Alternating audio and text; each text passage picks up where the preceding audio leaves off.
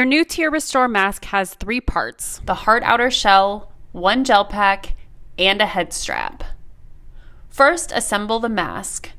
Using the opening on the side of the hard outer shell, thread the strings of the head strap into the openings of either side of the shell.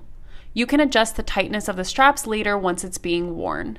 To activate the gel pack, snap the metal disc and watch the chemical reaction take place.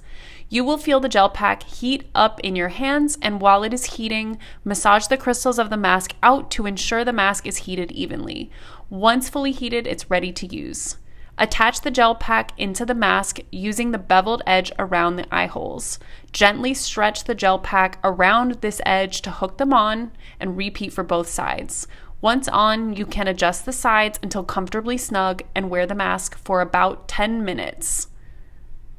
The gel pack will become solid when cooled and needs to be boiled to return it to its gel state to reuse it.